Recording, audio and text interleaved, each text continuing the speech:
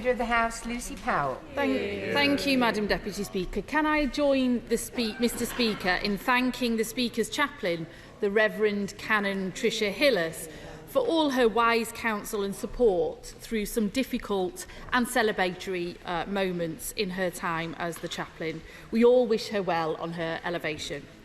Can I also congratulate the members for Stafford and Canterbury on their cross-party parliamentary inquiry into birth trauma this week. I think all of us who have gone through childbirth can recognise their stories and findings, although I did have good experiences with mine. I fully support their calls for a national birth strategy.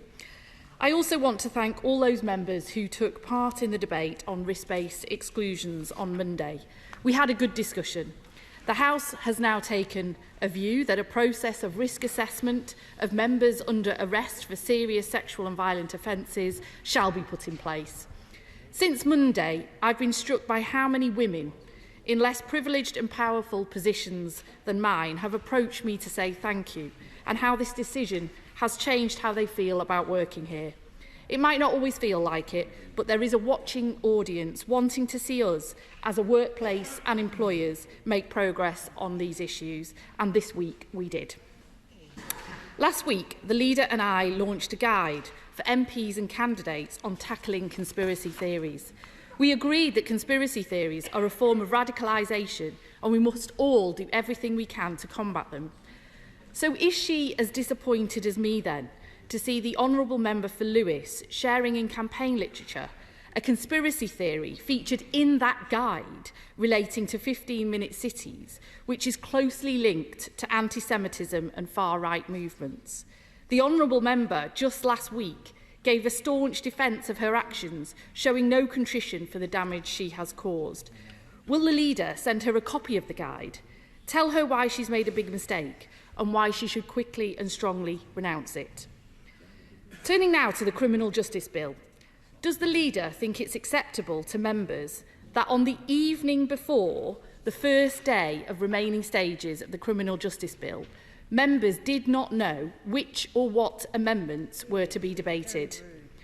This is an important bill with a number of significant backbench and government proposals on issues of wide public concern, such as cuckooing, dangerous cycling, ninja swords, abortion and one-punch manslaughter.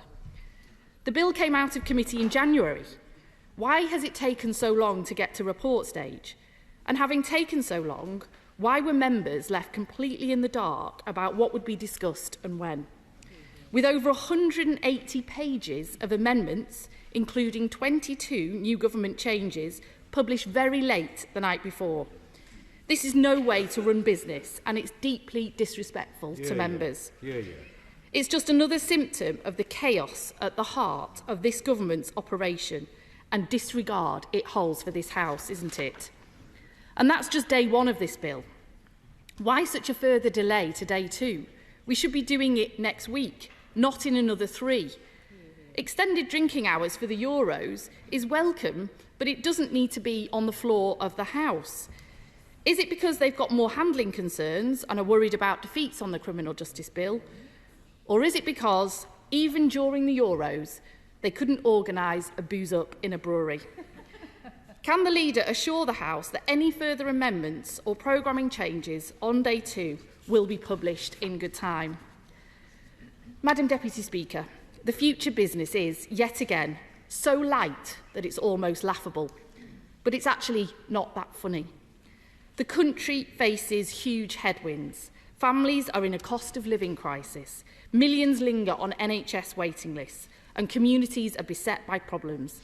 Yet the government of the day seems to have nothing they want to change, nothing they are in a hurry to sort out, nothing to bring to this House. These could, hopefully, be the last few months the Conservatives are in power for some years. Do they really have nothing they want to do with it? If they've got nothing they want to use their parliamentary majority for, why are they even bothering holding on to it? And I am assuming the Honourable Lady will have informed the member that she referred to that she was going to... Excellent. Leader of the House. Thank you, Madam Deputy Speaker. Well, first of all, can I send my good wishes for a full and speedy recovery to Prime Minister Fico following the horrific attempt on his life, and echo the comments from the Honourable Lady opposite regarding the Speaker's chaplain, and wish her well on her next chapter. I would also like to thank Mr Speaker for his statement this morning, which I think was very helpful.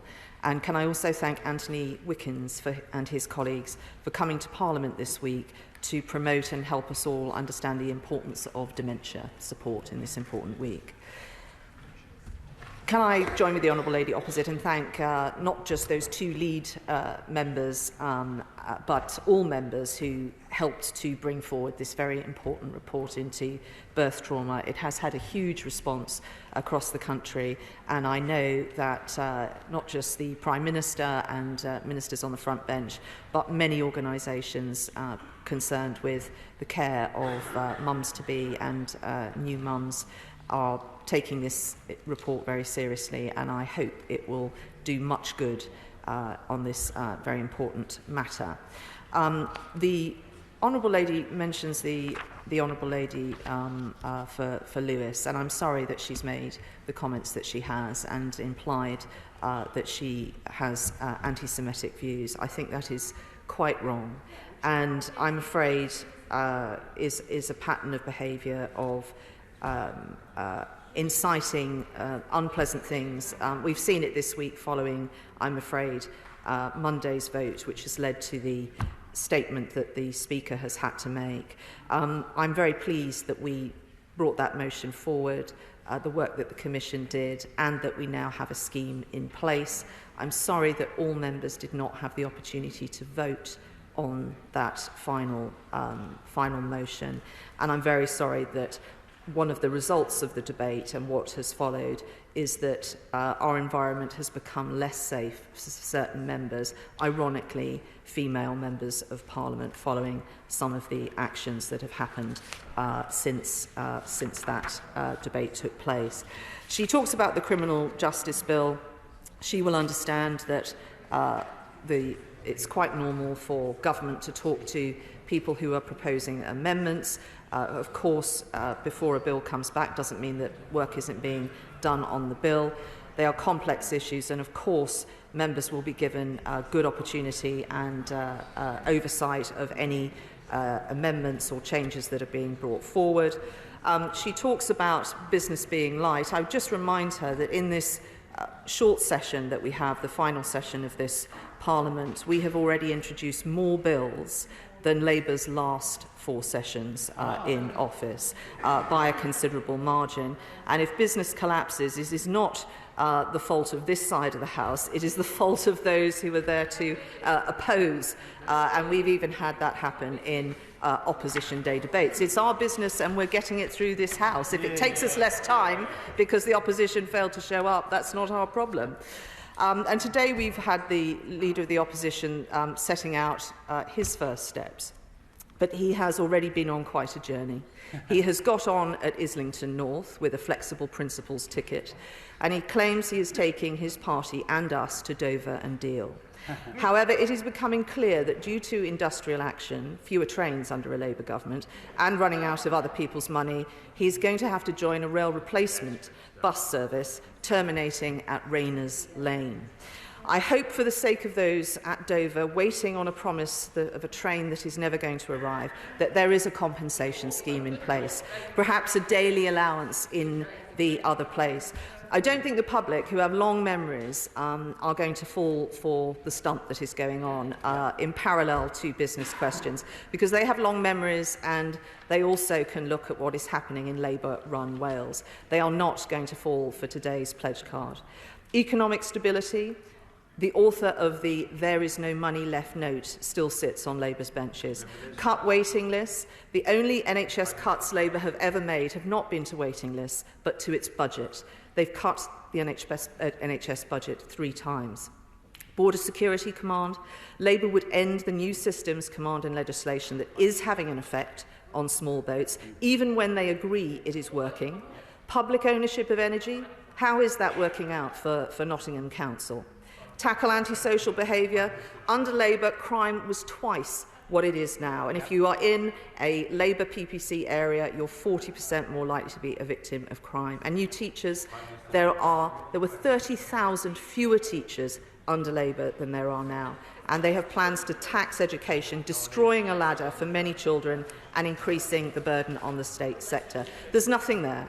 There's no vision, no plan, no principles on which to steer by, which is why this pledge card will go the way of all the others. And with apologies to the Beatles, this leader of the opposition is a nowhere man, sitting in his nowhere land, making all his nowhere plans for nobody. He doesn't have a point of view, he's no good for me or you, and judging by this latest pledge card, he is nowhere near good enough for Britain. Yeah.